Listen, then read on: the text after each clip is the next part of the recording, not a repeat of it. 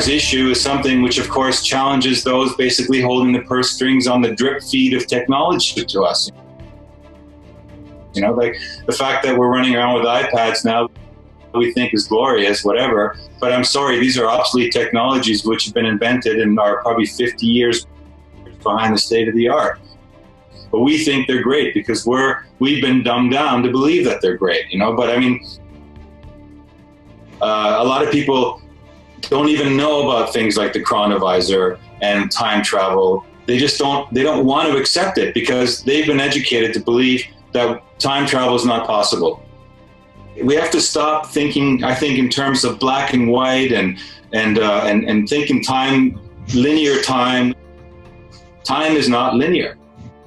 On the one hand, okay, you can imagine that UFOs might exist. It's a big universe after all.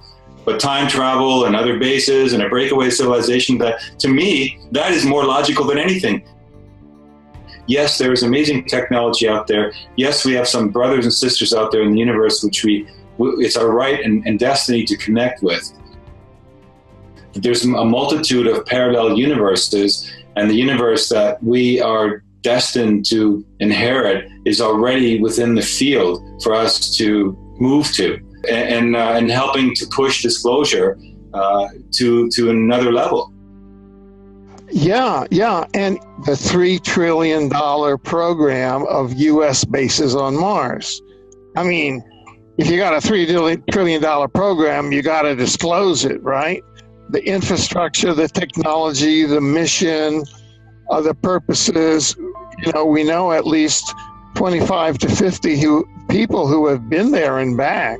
Michael Relf spent 20 years there as part of the permanent security staff. He could provide a complete list of the VIPs. And the next level is social change. You know, all these famous people have gone there. Some witnesses are saying that up to 60 million people have been taken under false pretenses to Mars and other industrial facilities in the solar system. It's extraordinary to try and hide a secret that your nearest planetary neighbor is inhabited by Earthians and by Martian humans. This is a matter of some urgency from an evolution point of view.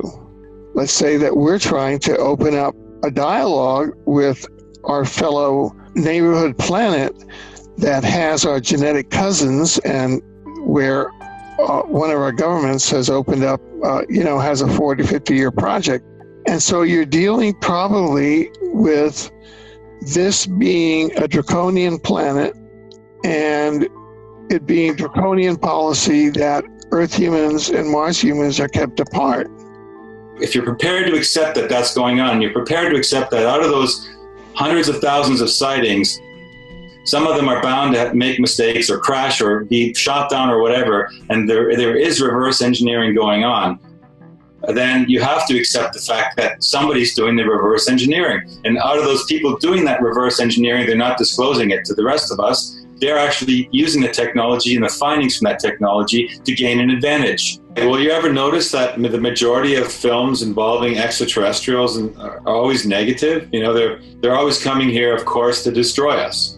Yeah. They're always coming to attack. They're always coming because they need something, they want to take something. But I'm a firm believer that we need to release the technology which is indeed available, which is being used on the Martian colonies, which is being used by the breakaway civilization. And if it is, we wouldn't have these problems. You know, we wouldn't have wars, we wouldn't have these divisions, borders between countries.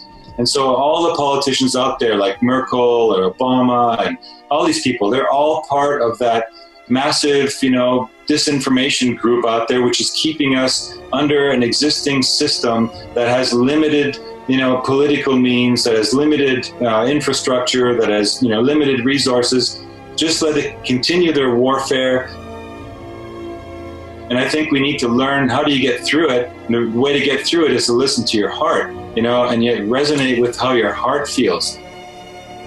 Because you can always tell somebody who's really genuinely wanting to change things for positive. They have this love for humanity. They have this love for Gaia, for Mother Earth, or whatever you want to call it. That's the way to get to the truth.